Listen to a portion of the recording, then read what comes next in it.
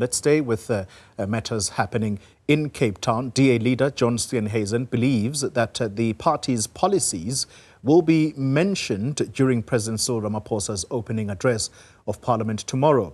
He is also optimistic that the newly formed Government of National Unity will complete its 5-year term. Nasiphi Same has this report.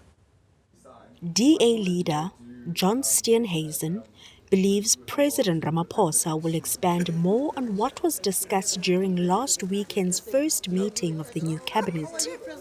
He believes there will be a balancing of priorities during the president's address on Thursday. The parties to it must see something of themselves represented in the program of government.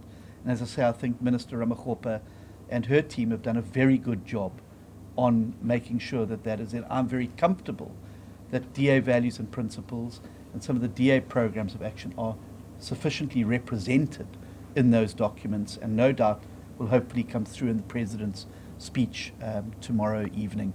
The party has thrown its weight behind Ramaphosa.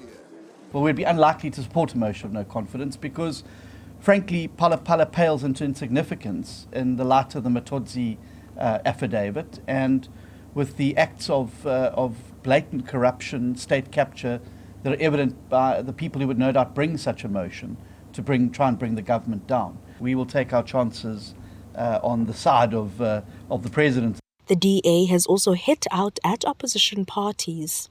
Replacing the rule of law in South Africa with parliamentary sovereignty, and occupying those benches in Parliament on both the EFF side and the MK side. On the EFF side, we've seen the Matodzi affidavit that has come out this week that has confirmed that it was the EFF and its leaders who were at the very epicenter of the looting of VBS Bank.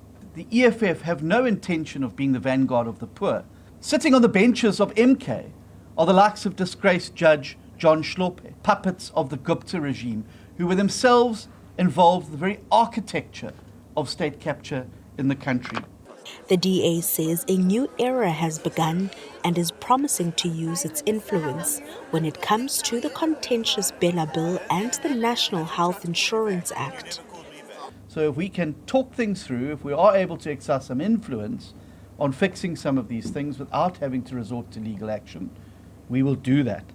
But on matters of great principle and matters where a precedent is necessary, we will continue to see those cases through to conclusion because we made commitments to voters on those particular matters, and I would not want to see that commitment being walked out on. So issues like the cadre deployment case transcend politics.